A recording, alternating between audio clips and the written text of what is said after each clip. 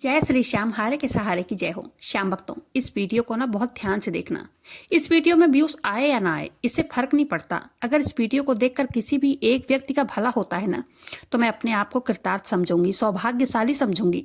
ब्रह्म मुहूर्त में उठकर ये 2 शब्द आपको बोलना है, तुरंत चमत्कार आपको दिखेगा ही दिखेगा। देखिए, माँ लक्ष्मी, माँ सरस्वती हमारे मुख में एक ऐसे समय में विराजित होती हैं और इस समय बोला गया हर शब्द पूर्ण होता है। जब आपके मुख में माँ सरस्वती प्रवेश करती हैं तो आप जो भी शब्द बोलते हैं वह शब्द, वह काम तुरंत पूरा हो जाता है। वो समय कौन सा है, कब माता सरस्वती हमारे मुख में विराजित होती हैं, सारी जानकारी इसी वीडियो में विस्तार से बताऊंगी। ये मेरा खुद का अनुभव है। देखिए, वीडियो को ध्यान से देखिएगा। कई बार मैंने नोटिस किया है, मैं जो शब्द, या आपने भी कभी कभार नोटिस किया होगा, जब आप जो चीज आप सोच लेते हैं या जो बोल देते हैं वो तुरंत पूरा हो जाता है ना। वीडियो पर अंत तक बने रहें पूरी जानकारी के लिए, और पूरा सुनना, क्या पता आपका भी भला हो जाए इस वीडियो को देखने के बाद। आप सभी श्याम भक्तों को पता होगा ब्रह्म मुहूर्त के बारे में। इसे हम पवित्र समय बोलते हैं, एकाग्र समय बोलते हैं, या फिर एकाग्र अवस्था बोलते हैं। ब्रह्म मुहूर्त में हमारे जो चित्त होते हैं, चित्त का मतलब होता है हमारी चेतना। चेतना किसे कहते हैं? जिस भी किसी अवस्था में हमारा मन एकाग्र होता है ना, उसे चित्त कहते हैं। चित बोल सकते हैं, चेतना बोल सकते हैं। सबसे पहले मैं आपको समझाने का प्रयास यही करूंगी, ब्रह्म मुहूर्त कितने बजे को बोलते हैं। तो रात्रि के अंतिम पहर के बाद और सूर्योदय से ठीक पहले का जो समय होता है ना, उसे ब्रह्म मुहूर्त कहा जाता है। यानी कि सुबह के 4 बजे से लेकर 5:30 बजे तक को ब्रह्म मुहूर्त कहते हैं। और हमारे शास्त्रों में ब्रह्म मुहूर्त का विशेष महत्व बताया गया है। ब्रह्म मुहूर्त में हमें क्या करना चाहिए, जिससे हम जो भी हमारी मनोकामना हो, जो भी परेशानी हो, जो भी हम बोले वो पूरी हो जाए। आज मैं आपको ब्रह्म मुहूर्त की संपूर्ण जानकारी बताऊंगी कि इस समय हमें कौन सा शब्द बोलना चाहिए।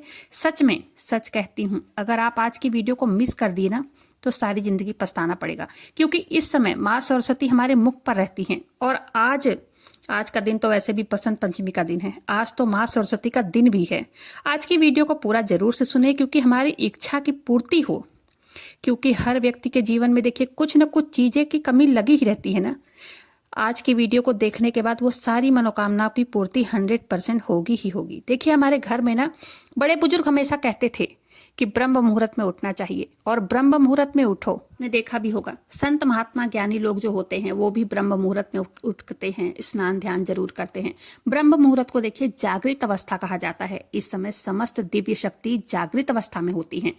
ब्रह्म मुहूर्त में किए जाने वाला एक जबरदस्त उपाय बताऊंगी। बेड पर ही रहकर इस उपाय को कर सकते हैं। ना ही ब्रश करने की जरूरत है, ना ही स्नान करने की जरूरत है। वीडियो को देखिए, पूरा ध्यान से देखना, तभी सारी बातें समझ में आएगी। वीडियो में आगे बढ़ते हैं। सबसे पहले जानते हैं ब्रह्म मुहूर्त में उठने के फायदे क्या क्या है। वीडियो पसंद आए वीडियो को लाइक कीजिएगा। अपने ही चैनल मैजिक उपाय को सब्सक्राइब जरूर से कीजिएगा।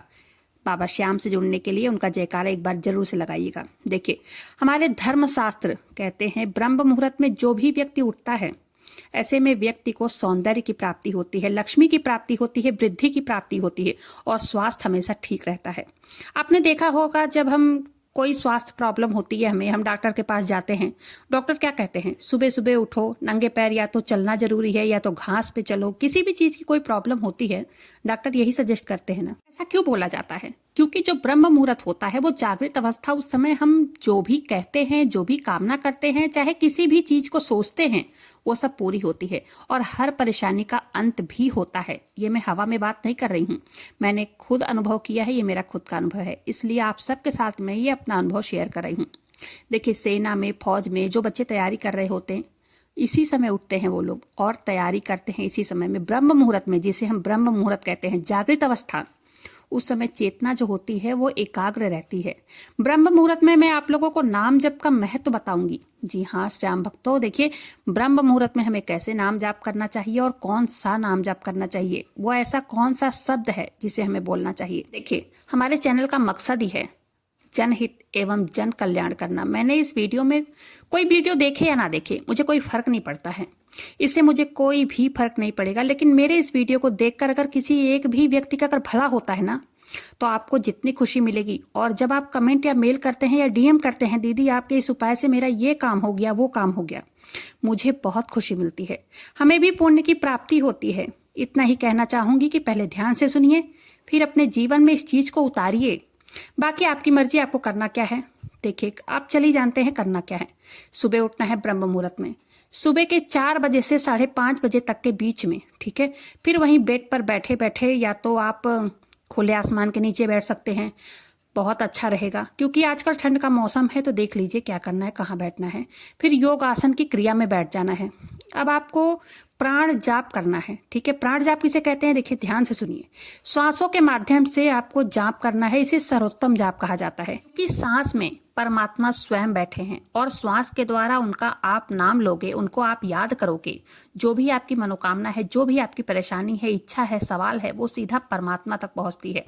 पता है इस जाप के क्या फायदे हैं? देखिए, नाम जाप करने से पहले तो शक्ति प्राप्त होती है, अंदरूनी शक्ति। फिर धन संपदा की भी प्राप्ति होती है। कोई भी नाम जप कर सकते हैं, जो भी नाम को आपको बहुत ज्यादा प्यारा हो। मैं तो जय श्री श्याम का ही नाम जाप करती हूँ। देखिए, नाम जाप करने से धन की प्राप्ति होती है। और आप बात जानते भी होंगे कि बिना धन के, बिना पैसों के आजकल दुनिया में कुछ भी नहीं मिलता है। पैसों से ही दुनिया में हर चीज आती है, ठीक है। नाम जाप से ही आती है पैसा, लक्ष्मी सिद्ध होती है। नाम जाप करने से भुवन पावनी शक्ति सिद्ध होती है। भुवन पावनी शक्ति किसे कहते हैं, जान लीजिए। जैसे कि आप जहां भी रहते हैं, जिस घर में रहते हैं, आप इस तरह से नाम जाप करते हैं, वहां का वातावरण जो होता है ना, पवित्र हो जाता है। आपने देखा भी होगा, संत महात्मा है जहां रहते हैं, वो स्थान कितना पवित्र होता है। और जहां भी ये चले जाते हैं ना, वहां का स्थान भी पवित्र जैसा लगने लगता है।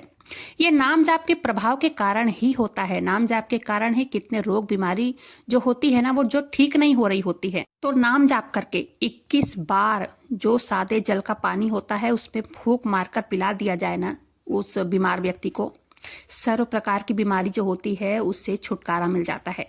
देखिए, तुलसीदास ने भी अपने रामचरितमानस में कहा है, कलयुग केवल नाम आधारा, जपत जपत नर उतर ही पारा।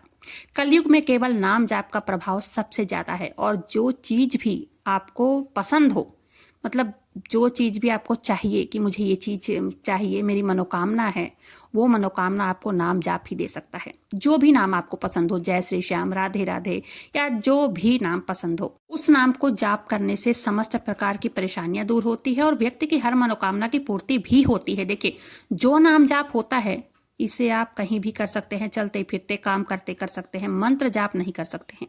जिस जाप की मैं बात कर रही हूँ, इसे भी मैं अंतर बताऊंगी आप लोगों को, इसके बेनिफिट भी बताऊंगी कि इसके बेनिफिट क्या क्या है। नाम जाप तो चलते फिरते कर सकते हैं, लेकिन मंत्र जाप करने का अपना एक नियम होता है, इसे पवित्र स्थान पर करना होता है। देखिए, जो मैं आपको बताना चाहती हूँ ना, वो आप समझने की कोशिश कीजिए। भगवान के नाम का जबरदस्त पावरफुल प्रयोग बताने जा रही हूँ। वो 3 शब्द के बारे में बताऊंगी, कौन से ऐसे 3 शब्द बोलने चाहिए जिससे आपकी हर मनोकामना, हर इच्छा की पूर्ति हो।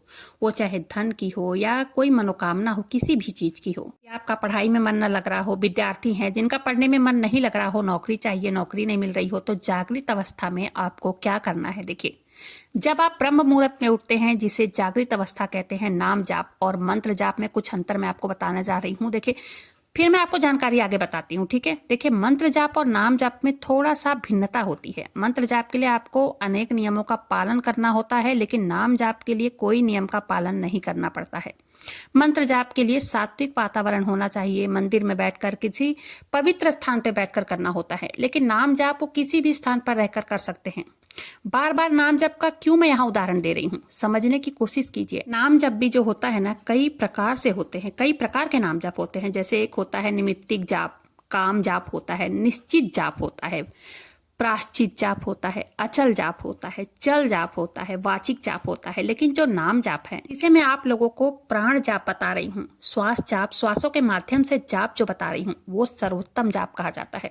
पता है, बड़े बड़े साधु महात्मा इतने सालों से जाप करते हैं और देवी देवताओं का अनुभव कर लेते हैं इस नाम जाप से, ठीक है।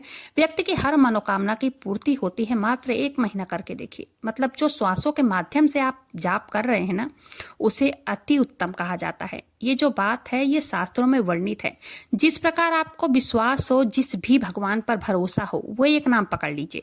जैसे राम राम हो, राधा राधा हो, जय श्री श्याम हो, जय माता दी हो, ओम नमः शिवाय हो, मतलब जो भी नाम आपको अति प्रिय हो, जय भोले बाबा हो, जय हनुमान हो, जो भी हो, एक नाम आपको पकड़ लेना है।